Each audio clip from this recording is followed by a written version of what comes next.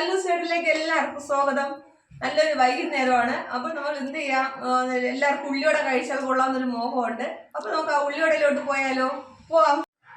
അപ്പൊ നമ്മൾ ഉള്ളി ഒരു 3 സവാള എടുത്ത് നല്ലപോലെ ചെറിയ രീതിക്ക് കട്ടി കുറച്ച് നീളത്തിന് അരിഞ്ഞു വെച്ചിട്ടുണ്ട്. അതിലോട്ട് ആവശ്യത്തിന് കുറച്ച് കറിവേപ്പില ഇട്ട് കൊടുത്തു.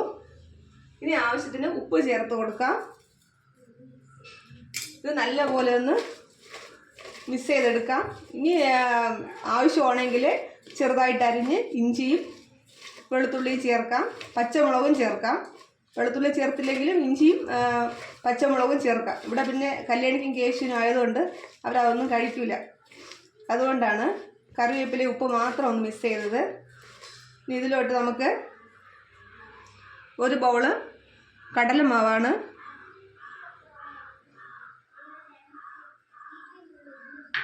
അതേ അളവിൽ തന്നെ മൈദ എടുത്തിട്ടുണ്ട്.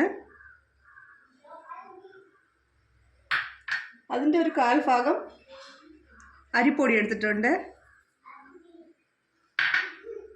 അതിലോട്ട് കുറച്ച് കായം ഇട്ട് കൊടുക്കാം.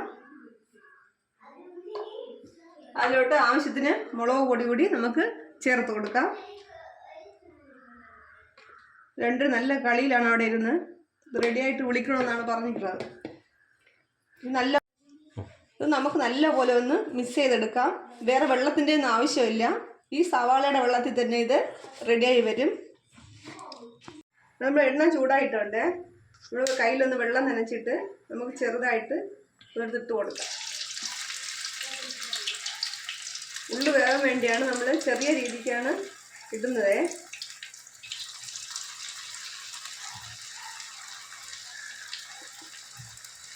ഒരുപാട് തീ വയ്ക്കണ്ട.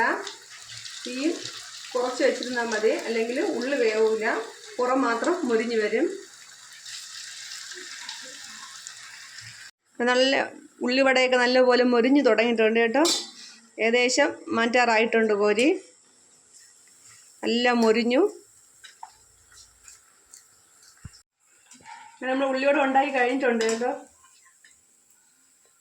ആദ്യം കുറച്ചിട്ട് വെച്ചത് കല്യാണിയും കേശുവും കൂടി എടുത്തുകൊണ്ട് പോയി. കുറേയൊക്കെ ചെറിയ രീതിക്കാണ് നമ്മൾ ഉണ്ടാക്കിയത്, ഉള്ളി വേകാൻ വേണ്ടി.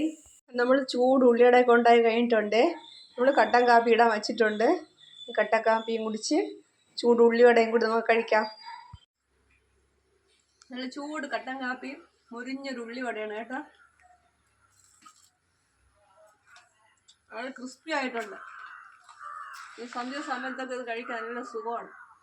നല്ല ടേസ്റ്റും ഉണ്ട്.